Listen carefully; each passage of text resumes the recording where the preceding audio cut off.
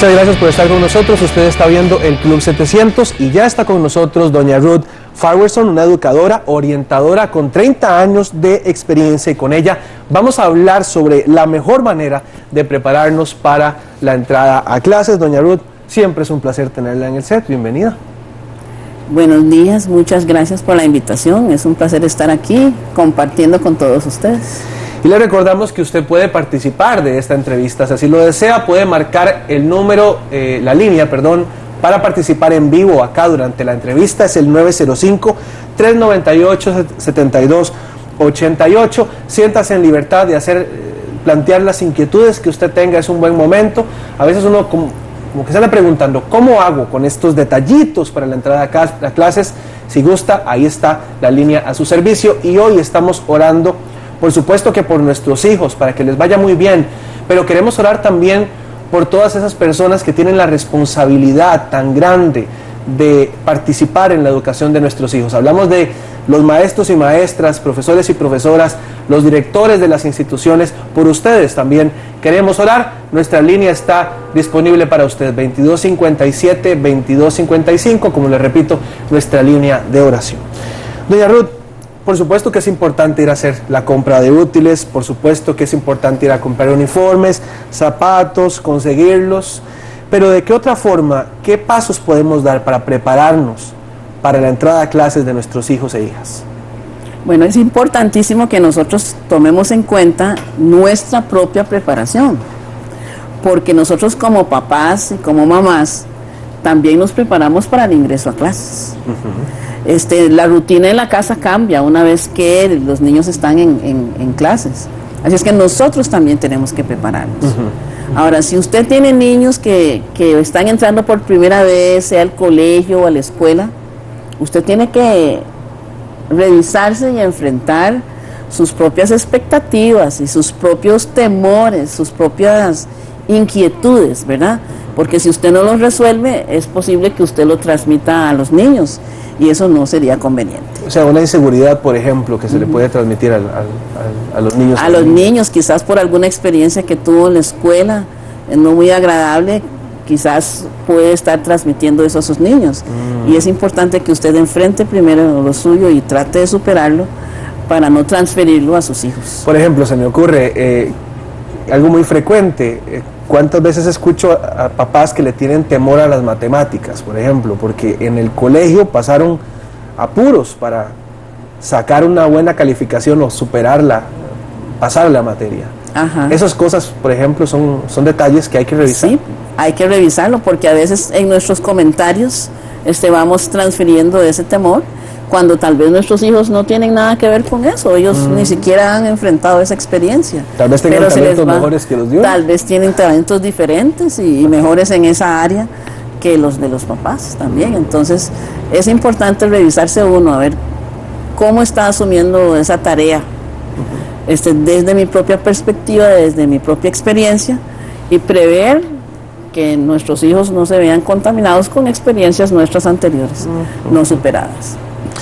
En el caso de los niños, como usted decía, de nuevo ingreso a la escuela, al colegio, ¿cómo ayudarlos a prepararse para el cambio que va a hacer? Evidentemente, pasar del kinder a la escuela es un cambio, pasar de la escuela al colegio es otro cambio. Entonces, ¿cómo los podemos preparar? Es muy importante conversar con nuestros niños. Conversar con ellos, saber qué es lo que ellos esperan, qué es lo que ellos se imaginan que van a ir a hacer.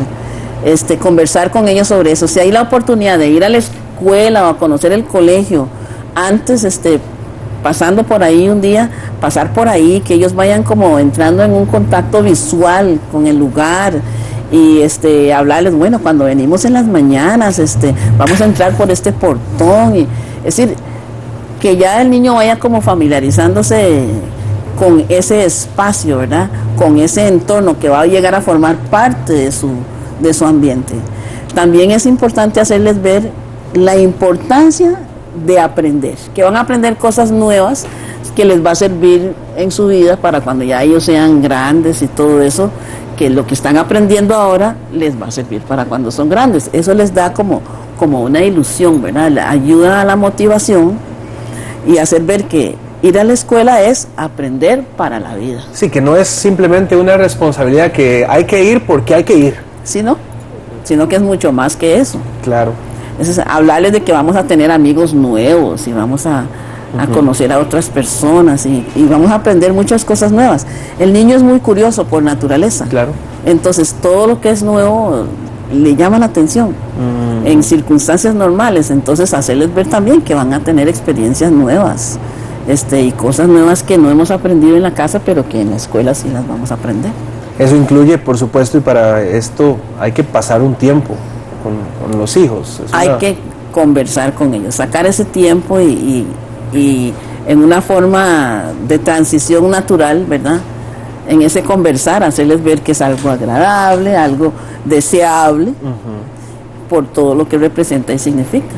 Yo también estuve en la escuela y yo me acuerdo cuando estrené el uniforme y vieras que mi niña era así, y entonces comentarles aquellas experiencias que para nosotros fueron. ¿Y se vale sacar fotillos del baúl de los recuerdos de cuando uno Bueno, si los tiene, si los tiene.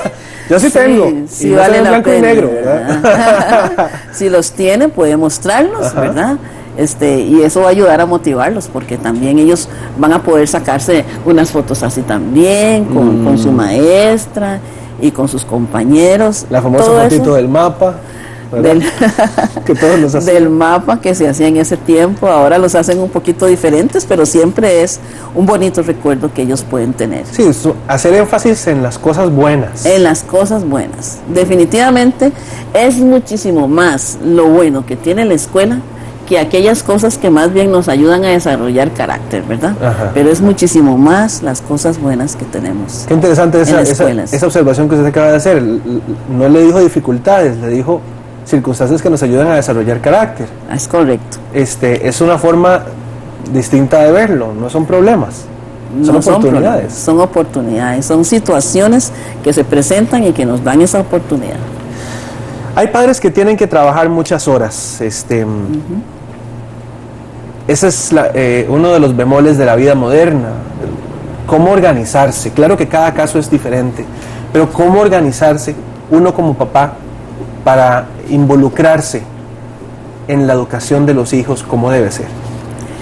Esto es complicado generalmente en las familias, especialmente cuando ambos cónyuges tienen trabajos fuera de la casa, además del que tienen en la casa.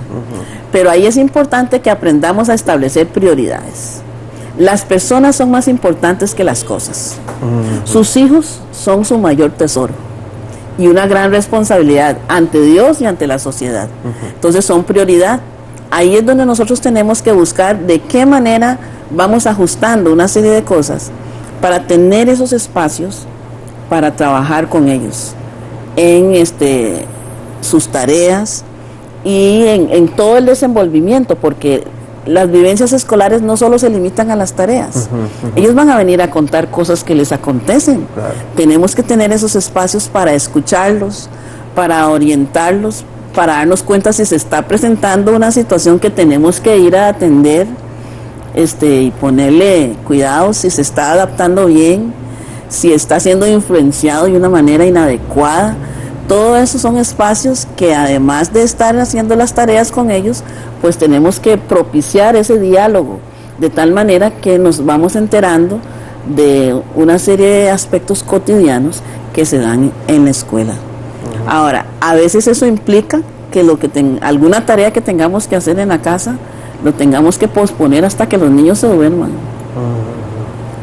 Porque tenemos que establecer esa prioridad de que ellos son los que necesitan nuestra atención en un momento dado y en un espacio dado. Además de, por supuesto, las tareas y las asignaciones, que eso es otro espacio. Pero ese espacio para conversar, para averiguar cómo les va, porque generalmente usted a un niño, no sé, los que tienen hijos, tal vez les haya pasado, usted le dice, ¿cómo le fue hoy? ¿Bien? O sea, es como realmente la respuesta. Se necesita un poquito más de conversación para llegar a las preocupaciones de los hijos. Por ejemplo, el tiempo de comida, que también se ha limitado mucho, la cena juntos. Sí, puede ser un buen espacio. Puede ser un buen espacio. O en el momento de hacer las tareas, además de hacer estrictamente lo que se pide, preguntar, ¿te costó mucho hacer esto? ¿O te fue fácil? ¿O lo tomaste de la pizarra? O sea, buscar ahí algo para que el niño converse un poquito más de lo puramente lo que es la tarea, ¿verdad? Y entonces, ¿te fue fácil? ¿Te gustó? Cosas así pueden provocar un diálogo sobre una situación específica. Que eso también tiene mucho que ver con el rol que deben tener los padres dentro de la educación. Es correcto. Y a veces pareciera, tanto en el sistema público como en el privado, que los papás, algunos destellos ve uno ahí, de una actitud que pareciera decir, es que esto es responsabilidad del maestro, de la maestra, del profesor, de la profesora, no es mío. Mi responsabilidad es trabajar y llevar el sustento a la casa también. Pero entonces, ¿cómo debemos ser conscientes del rol que debemos tener como papás? Yo tengo una responsabilidad como padre, como madre, en el desarrollo y la formación integral de mis hijos. La educación escolar o colegial es una parte, pero yo tengo una responsabilidad, y aún en ese escolar yo soy el tutor, soy el que escojo qué clase de colegio, qué clase de escuela, una serie de aspectos yo lo escojo, entonces estoy determinando en eso también. Pero cuando estamos en una sala de clase, como estudiantes, no soy solo yo quien estoy ahí. Hay una serie de compañeros que me rodean, además de mis diferentes profesores. Hay situaciones que se pueden dar entre los iguales, entre los compañeros, que el maestro o el profesor no se da cuenta, pero el niño sí lo habla con su papá o con su mamá. Y ese ambiente no oficial, pero tan real en la vivencia del muchacho, es bueno que tenga el muchacho la confianza de comunicarlo con sus papás. Y el papá debe comunicarlo al maestro. Si hay una situación que hay que atender, el papá debe sacar el tiempo para comunicarle con el maestro, el director, la orientadora o el orientador, según sea que está en primaria o en secundaria, según sea el caso, ¿verdad? Porque sí han habido situaciones que el profesorado no se da cuenta, pero que sí se están dando a nivel de estudiantes, que hasta que un estudiante decida hablarlo con sus padres se llegan a detectar, porque dentro de los estudiantes mismos hay un código de silencio, Dios guarde, lo habla, pero el estudiante que tiene confianza le dice, papá, vieras que está ocurriendo tal cosa conmigo o con fulanito, que no es correcto por esto y esto, es que le hacen así o le hacen así, y entonces el padre lo habla. Ese tema de la confianza es crítico. Primordial. Crítico. ¿Cómo ayudarles a que su confianza vaya aumentando para que ese código de silencio que a veces uno ve, que le dicen, no sea, discúlpeme la palabra, no sea sapo? ¿Cuántos de ustedes lo escucharon? Yo, muchísimas veces. Sí. ¿Cómo ayudarle a crecer en esa confianza? La confianza es algo que se construye en el día a día. Se construye en la relación de cotidiano de padres e hijos. El niño tiene que tener esa confianza de saber que puede contarle a los papás un sinfín de cosas, ¿verdad? Y que va a ser escuchado y no necesariamente reprendido porque lo dijo, aunque sí orientado, ¿verdad? Entonces ahí se va construyendo, de tal manera que pueda venir a contar cosas delicadas que se den a nivel de iguales, que se supone que no debe saber de iguales, pero que el niño se está dando cuenta que hay un problema ahí y que eso no es conveniente que se quede así como está. O sea que cuando llega nuestro hijo, nuestra hija a contarnos una de estas situaciones, nuestra actitud debe ser paciente, ponerles atención y escuchar de verdad, escuchar no solo con el oído, sino con el corazón y con mucha sabiduría, porque ahí hay dos aspectos. Tengo que orientar a mi hijo de la mejor manera posible para prevenirle esta influencia, para que se encauce de la manera correcta, sin hacer daño al otro lado. Y si hay algo que mi hijo puede hacer para mejorar esa situación, instruirle yo a mi hijo también de cómo hacerlo. No escandalizarse, tal vez. No escandalizarse, no hacerlo un mundo, sino escucharlo con paciencia. Y después que ya hemos hablado con el hijo y todo eso, también orar y pedirle a Dios que Él intervenga en la situación. Muy bien, y esa es una gran herramienta que podemos poner en práctica, muy sencilla, muy diaria, pero también hay otras situaciones que tenemos que enfrentar como papás junto a nuestros hijos en edad escolar, en edad colegial. ¿Cómo hacerles frente a esas situaciones particularmente complicadas, podríamos decir? De esto hablamos al regresar de esta pausa, así que no se vaya. Internet www.club700costarrica.com. Usted puede volver a ver esta entrevista y, ¿por qué no?, enviarle el link, el vínculo a sus amigos y contactos. Y ya regresamos.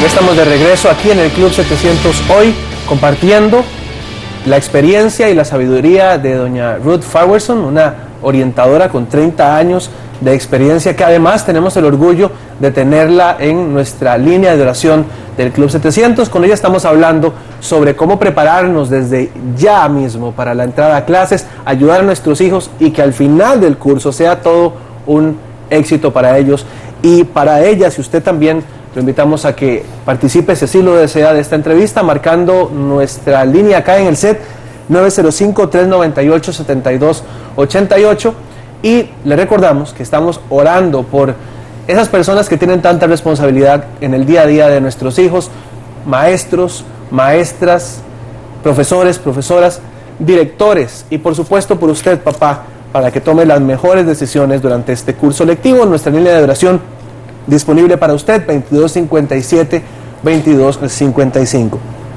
Doña Ruth, hablábamos de estas situaciones que se pueden presentar en las que la confianza de nuestro hijo, de nuestra hija, su nivel de confianza en sí mismo y en nosotros como papás, pueden hacer mucho.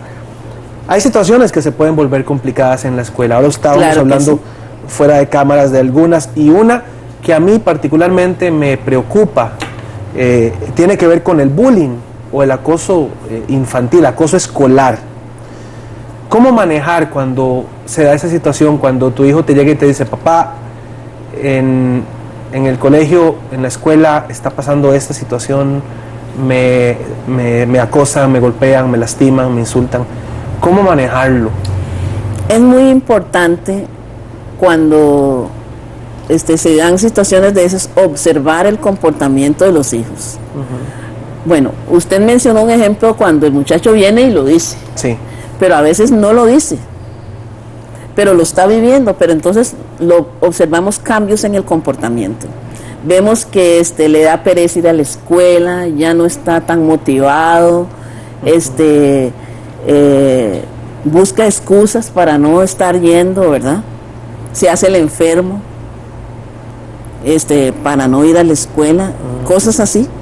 A veces están diciendo que algo está ocurriendo en la escuela que el niño está tratando de evitar. Entonces tenemos que observar si hay cambios en el comportamiento también, porque hay niños que no lo dicen, pero hay que tratar de observarlo y detectarlo. ¿Y ¿verdad? Si se detecta? Ahora, si se detecta que algo está ocurriendo, es el momento para que nosotros saquemos una cita con la persona que corresponda. El maestro de grado, el profesor guía, el orientador, el director, según el nivel en que esté el niño o el joven.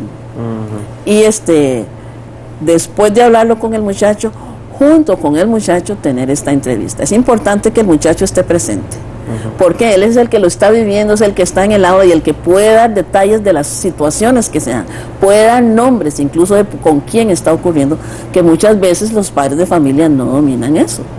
Entonces, el padre y el estudiante en esa cita y comunican lo que está ocurriendo.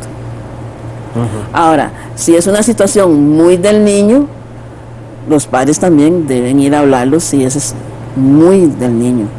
Si es que tiene necesidades educativas especiales, también con los documentos respectivos debe comunicar eso a las autoridades de la escuela para que puedan tomar eso en cuenta. Pero aquellas cosas que van surgiendo dentro del desarrollo del curso lectivo, se saca una cita en el momento en que se detecta, para pedir que se investigue tal o cual situación que su hijo está presentando y todo eso. Los niños pueden tener un enfoque muy particular como niños o como adolescentes, ¿verdad? Que ya analizado con los educadores, pues toma un enfoque diferente. Pero ¿de dónde se toma la información? De lo que está diciendo el muchacho, de lo que el muchacho está comunicando. Y ahí se inicia el proceso de indagar qué es lo que realmente está ocurriendo, dónde está el foco del problema, y cuál es el procedimiento a seguir según sea el caso. Es una pregunta casi que obvia, pero yo creo que no hay preguntas tontas y por eso la voy a hacer. Así es. ¿Puede uno confiar de que hay una solución dentro de la institución educativa para este tipo de situaciones que se dan, que son tan delicadas, que tanto lastiman a los hijos, como el acoso escolar, como el bullying? ¿Puede uno confiar de que hay una forma de resolver esto?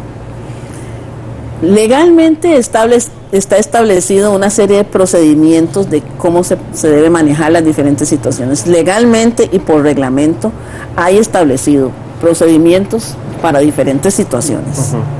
Sin embargo, hay algunas cosas que van más allá de lo que está reglamentado y que necesitan una atención más especializada.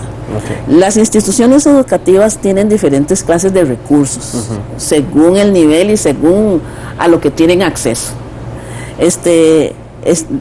La maestra en primera instancia, en las escuelas de Promecum urbano marginales están los equipos interdisciplinarios que están formados por orientadores, psicólogos y trabajadores sociales para hacer diferentes abordajes, ¿verdad? También están psicólogos escolares, están los especialistas en el área de psicopedagogía también que ayudan en estas diferentes situaciones.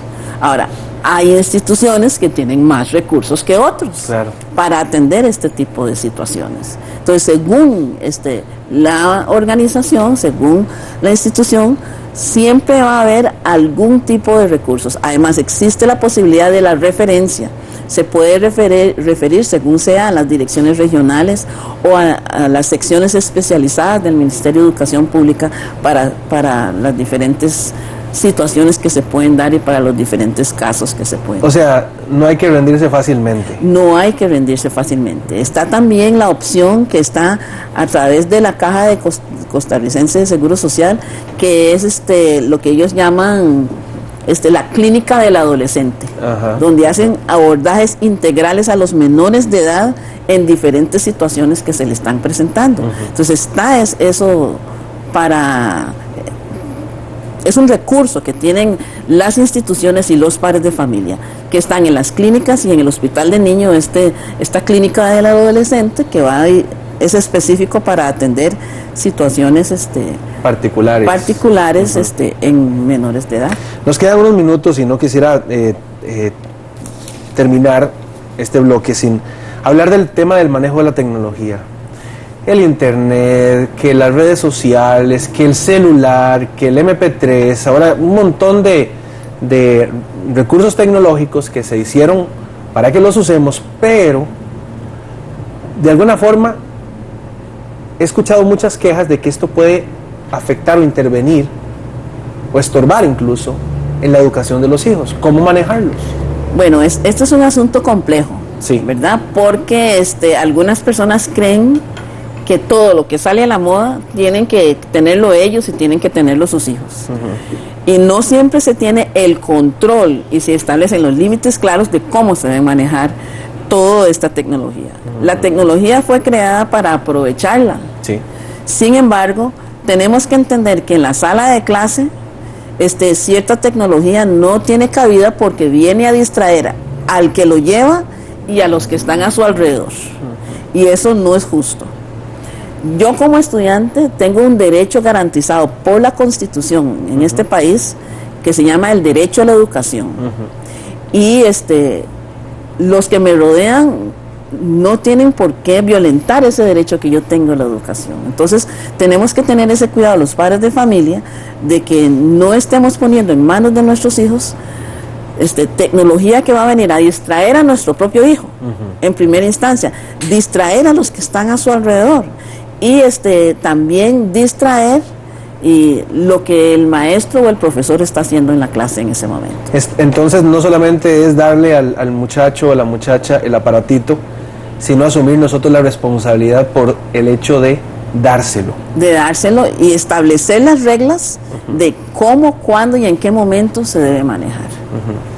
Ahora, hay colegios privados generalmente que ya los muchachos en el cuarto ciclo están usando computadoras portátiles, pero ya es hecho por la misma organización y ya ellos tienen establecidos cómo usarlo dentro de su currículo, que ya es totalmente diferente. Pero estar llevando estos aparatos puede ser un distractor muy grande. Y quizás algo que no han tomado en cuenta los padres de familia es que también es un elemento de inseguridad, porque los que no tienen quieren tomárselos prestados o quieren llevárselos y los exponen a que sean asaltados.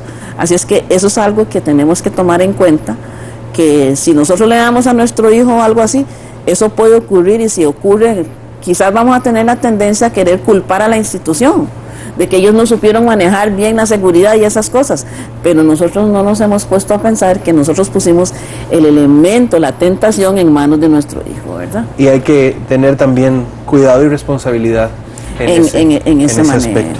Doña Ruth, muchísimas gracias por venir acá al programa, por compartir su experiencia, tantos años trabajando con muchachos, realmente es todo un privilegio haberla tenido acá en el programa. Muchísimas gracias. Hay dos cositas que me gustaría mencionar antes. Háganle un examen de oído y de vista a sus hijos. Qué importante, claro. Muy importante. A veces el rendimiento de nuestros hijos se ve afectado porque no nos hemos dado cuenta de que tienen alguna situación congénita relacionada con la vista o con el oído. Hágalo, en el Seguro Social se lo hacen y usted va a sorprenderse en algunos casos de que no se había dado cuenta de X o Y situación que su hijo ha tenido y que le ha afectado en su clase. Y lo segundo que quería mencionar es que las personas, las familias de escasos recursos tengan presente que en las instituciones está previsto ayuda a través del patronato escolar y a través de las becas para que ningún estudiante, ningún menor de edad se quede sin prepararse en este país. De hecho, el nivel de pobreza está directamente relacionado con el nivel de educación, el grado académico de las personas, así que un par de tremendos consejos para cerrar. Muchísimas gracias. Para servirle.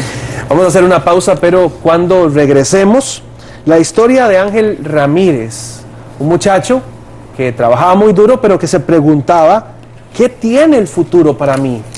¿Qué hay para mí? ¿Qué me va a dar? Su historia se la contamos después de esta pausa.